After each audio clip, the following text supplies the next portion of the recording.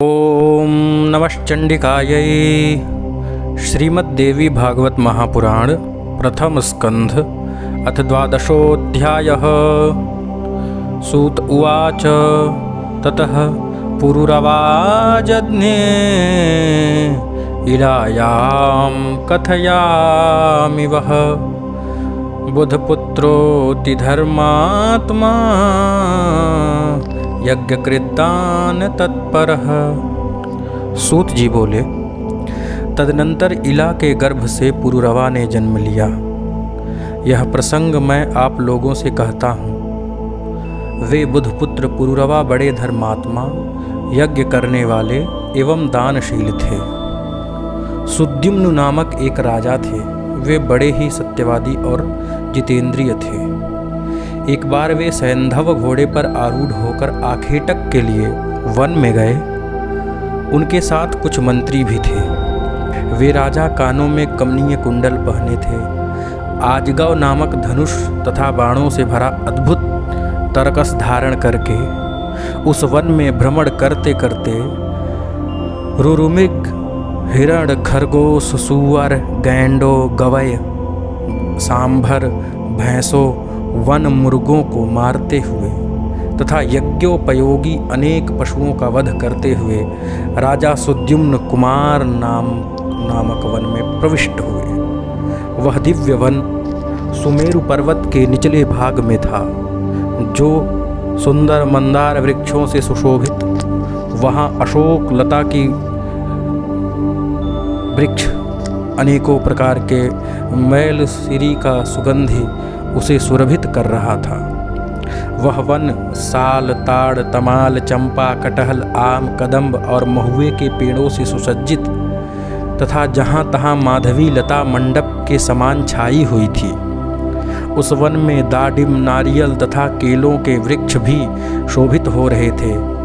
वह वन जूही, मालती तथा कुंद की पुष्पित लताओं से चारों ओर घिरा हुआ था।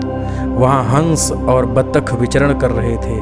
बांस एक दूसरे से रगड़ खाने के कारण हवा में मधुर ध्वनि कर रहे थे तथा कहीं भ्रमरों की मधुर गुंजार वन प्रांत को गुंजित कर रही थी।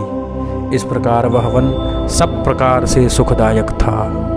कोयलों की ध्वनि से मंडित तथा पुष्पों से युक्त वृक्षों को देखकर अनुचरों के साथ राजा सुद्युम्न अत्यंत प्रसन्न हुए। राजर्षि सुद्युम्न ने वहाँ प्रवेश किया। उसी क्षण वे स्त्री के रूप में परिणित हो गए। उनका घोड़ा भी घोड़ी के रूप में हो गया। इससे वे राजा चिंता में पड़ गए। वे मन में सोचने लगे, यह क्या हो गया। चिंता से व्याकुल वे राजा सुद्युम्न बार बार सोचते सोचते बहुत दुखी हुए और लज्जित हुए। उन्होंने सोचा, अब मैं क्या करूं और स्त्रीत्व भाव से युक्त मैं घर कैसे जाऊं। अब मैं कैसे राज्य संचालन करूंगा। मैं इस प्रकार किससे ठगा गया। मेरे साथ ये क्या हो गया। ऋषिगण बोले कि हे लोमहर्षण सूत जी, आपने यह बड़ी आश्चर्यजनक बात कही। देवताओं के समान तेजस्वी राजा सुद्युम्न स्त्रीत्व को प्राप्त हो गए। इसका क्या कारण है, उसे बताइए। उस रमणीय वन में राजा ने कौन सा कार्य किया था। हे सुब्रत, आप विस्तार पूर्वक हमें बताइए। सूत जी बोले, एक समय की बात है। सनकादिक ऋषिगण अपने तेज से दसों दिशाओं को प्रकाशित करते हुए शंकर जी के दर्शन के लिए वहां पहुँचे। उस समय महादेव शिव पार्वती आपस में विहार कर रहे थे। इसी बीच उन सनकादिक ऋषियों को वहां देखकर पार्वती अत्यंत लज्जित हो गई। वे अतिमानिनी पार्वती कांपती हुई लज्जित होकर अलग खड़ी हो गई। सनकादिक मुनि भी शिव एवं पार्वती को विहार करते देख वहां से तत्काल लौटकर नारायण के आश्रम चले गए। भगवान शिव अपनी प्रिया पत्नी को लज्जित देखकर कहने लगे, तुम इस प्रकार लज्जित क्यों हो रही हो। तुम्हारे सुख का उपाय मैं अभी करता हूँ। हे वरानने, आज से जो कोई भी पुरुष इस वन में भूल से भी आएगा वह स्त्री हो जाएगा। उन शिव जी ने वन को ऐसा शाप दे दिया। इसे जो लोग जानते हैं वे उस दोषपूर्ण वन का पूर्णतः परित्याग कर देते हैं। वे सुद्युम्न भी अज्ञानवश सचिवों के साथ उस वन में चले गए, जिससे वे अपने सचिव आदि सहित स्त्री हो गए। इसमें शंका का कोई कारण नहीं है। चिंताकुल होने के कारण राजा सुद्युम्न लज्जावश घर भी नहीं गए और उस वन प्रदेश में इधर उधर घूमने लगे। स्त्रीत्व प्राप्त होने पर उन महात्मा का नाम इला पड़ गया। उस वन से बाहर निकल करके घूम रहे थे। एक दिन चंद्रमा के युवा पुत्र बुध से उनकी भेंट हुई। अनेक स्त्रियों के साथ भ्रमण करती हुई उस हाव भावमयी युवती रमणी को देखकर चंद्रमा के पुत्र भगवान बुध उन पर मोहित हो गए। वह रमणी भी उन चंद्रपुत्र बुध को अपना पति बनाने के लिए आकुल हो उठी। इस प्रकार परस्पर अनुराग के कारण कुछ दिनों में उन दोनों का संयोग हो गया। उस चंद्रमा पुत्र बुध ने इला के गर्भ से पुरुरवा नामक श्रेष्ठ चक्रवर्ती पुत्र को उत्पन्न किया। पुत्र को जन्म देकर वह इला वन में ही रहने लगी तथा चिंतातुर हो उठी। अपने कुलाचार्य मुनिश्रेष्ठ वशिष्ठ जी का स्मरण किया। इला के स्मरण करते ही वशिष्ठ जी वहाँ आए। सुद्युम्न की यह दशा देखकर उन्हें बड़ी दया आई। तब उन्होंने समस्त लोक का कल्याण करने वाले महादेव को प्रसन्न किया। वशिष्ठ जी पर प्रसन्न होकर भगवान शंकर ने उन्हें मनोभिलाषित वर प्रदान किया। वशिष्ठ जी ने प्रिय राजा सुद्युम्न के पुनः पुरुष होने के लिए प्रार्थना की। शिव जी ने अपना वचन सत्य करते हुए कहा, हे ऋषि, आज से राजा सुद्युम्न 1 मास पुरुष और 1 मास स्त्री बने रहेंगे। इस प्रकार वरदान पाकर राजा सुद्युम्न पुनः अपने घर आ गए और वे धर्मात्मा ब्रह्म वहाँ वशिष्ठ की कृपा से राज्य करने लग गए। वे जब स्त्री के रूप में होते तब अंतःपुर में रहते थे और जब पुरुष रूप में रहते तब राज्य करते थे। परंतु इस कारण उनका वह सम्मान प्रजा से उन्हें प्राप्त नहीं हुआ। प्रजा से उद्विग्न होकर राजा उनका अभिनंदन भी नहीं करती थी वह प्रजा, क्योंकि स्त्री के रूप में होने के कारण, इसलिए प्रजा से उद्विग्न हो गए। कुछ समय के बाद जब राजकुमार पुरुरवा युवक हो गए तब महाराज सुद्युम्न ने उसे प्रतिष्ठानपुर का राज्य सौंपकर वन में चले गए। अनेक प्रकार के वृक्षों से सुंदर लगने वाले उस वन में रहते हुए राजा सुद्युम्न ने देवर्षि नारद से सर्वोत्तम नवार्ण मंत्र की दीक्षा ली और अत्यंत श्रद्धा भक्ति के साथ मन लगाकर वे उस मंत्र का जप करने लगे। तदनंतर भक्तों का उद्धार करने वाली जगत जननी भगवती शिवा ने सगुण रूप धारण करके उन्हें प्रत्यक्ष दर्शन दिया।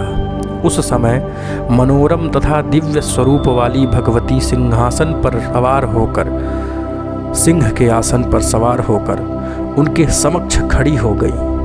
उनके नेत्र मद से परिपूर्ण थे। इलोवाच दिव्यं च ते भगवती प्रथितं स्वरूपं दृष्टं मया सकललोकहितानुरूपं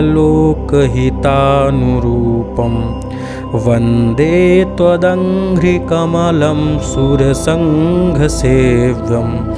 कामप्रदं जननी चापि विमुक्तिदं च। इला ने कहा कि हे भगवती, ऐसी दिव्य रूपधारिणी श्री दुर्गा को अपने सामने देखकर स्नेह भरे नेत्रों से इला कही है, सुद्युम्न के रूप में प्रेम पूर्वक सिर नवाकर कह रही है कि हे भगवती, आपका जगत प्रसिद्ध वह दिव्य रूप जो संसार के लिए कल्याणकारी है मैंने देखा। हे जननी, सुर समूह से सेवित आपके भुक्ति मुक्ति प्रदायक चरण कमल की मैं वंदना करता हूँ। हे अम्ब, संसार में कौन मनुष्य आपको संपूर्ण रूप से जान सकता है, जबकि मुनि और देवगण भी उसे देखकर विमोहित हो जाते हैं। हे देवी, आपके संपूर्ण ऐश्वर्य तथा मुझ जैसी अकिंचन पर दया, यह सब देखकर मुझे आश्चर्य हो रहा है। हे माते, जब शिव, विष्णु, ब्रह्मा, इंद्र, सूर्य, कुबेर, अग्नि, वरुण, वायु, चंद्रमा और अष्टवसु भी आपके प्रभावों को नहीं जानते हैं, तब भला गुण रहित मनुष्य आपके गुणों को कैसे जान सकता है। हे अम्ब, यद्यपि परम तेजस्वी भगवान विष्णु आपको समुद्र से उत्पन्न तथा सब प्रकार के मनोरथों को सिद्ध करने वाली साक्षात सात्विकी शक्ति स्वरूपा लक्ष्मी के रूप में समझते हैं, ब्रह्मा भी आपको राजसी शक्ति स्वरूपा सरस्वती तथा शिव जी आपको तामसी शक्ति स्वरूपा महाकाली के रूप में जानते हैं। तथापि हे अंबिके, वे भी आपकी निर्गुणात्मिका दिव्य शक्ति को भली भांति नहीं जानते।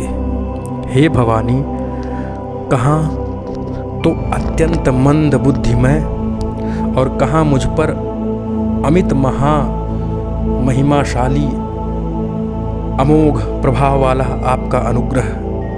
मैं आपके कारुणिक चरित्र को जानता हूँ, जो कि आप भाव और भक्ति से युक्त सेवकों पर सर्वदा दया करने वाली हैं। यद्यपि कमल वन में वास करने वाली कमला होकर आपने भगवान विष्णु को पति के रूप में वर्ण किया है, तथापि वे मधुसूदन आनंददायक व्यवहार नहीं करते। वे आदि पुरुष विष्णु आदि शक्ति स्वरूपा आपके पवित्र हाथों से अपना पाद संवाहन करा के अपने चरणों को शुभ और पवित्र करते हैं। वे पुराण पुरुष भगवान विष्णु भी प्रसन्न होकर आपके चरणों का आघात वैसे ही चाहते हैं जैसे अशोक वृक्ष अपनी वृद्धि के लिए चाहता है। हे सुंदर चरित्र वाली देवी, आप विष्णु के विशाल शांत और भूषणों से विभूषित वक्षस्थल रूपी शैया पर सर्वदा निवास करती हैं। उस समय ऐसा जान पड़ता है मानो सुंदर श्याम मेघ में बिजली चमक रही हो। तब वे जगदीश्वर होते हुए भी क्या आपके वाहन नहीं बन जाते हैं। हे अम्ब, यदि क्रोधित होकर आप उनको त्याग दें तो भगवान विष्णु अपूजित और शक्तिहीन होकर कुछ कर नहीं पाएंगे, क्योंकि लोक में ऐसा देखा जाता है कि श्रीहीन, गुण रहित और उदासीन पुरुष को उनके कुटुंबी जन भी त्याग देते हैं। क्या ब्रह्मादि देवगण किसी भी समय युवती रूप में नहीं थे, जो दिन रात आपके चरण कमलों का ही आश्रय रखते थे। मैं तो मानती हूँ कि आपने ही उन्हें पुंसत्व प्रदान किया था। अतः हे अनंत पराक्रमशालिनी, मैं आपकी शक्ति का क्या वर्णन कर सकती हूँ। आप न तो स्त्री हैं न पुरुष हैं, न निर्गुण हैं न सगुण हैं, ऐसी मेरी धारणा है। अतः आप जैसी भी हो, उन आपको मैं भक्तिपूर्वक बार बार प्रणाम करती हूँ। आप माता से मैं यही प्रार्थना करती हूँ कि आप मेरी अचल भक्ति आपके चरणों में हो, मुझे आप अपने चरणों की दासी बनाएं। सूत जी बोले कि इस प्रकार स्तुति करके राजा सुद्युम्न उनके शरणागत हुए और भगवती ने भी अत्यंत संतुष्ट होकर उन्हें अपनी सायुज्य मुक्ति प्रदान की। तब उन देवी की कृपा से सुद्युम्न ने मुनियों के लिए भी अति दुर्लभ शाश्वत परम पद प्राप्त किया, जो मुनियों को भी दुर्लभ है। ओम श्रीमद्देवी भागवत महापुराणे अष्टादश सहस्रयां संहितायां प्रथमस्कन्धे सुद्युम्नस्तुतिर्नाम 12 ओऽध्यायः। ओम।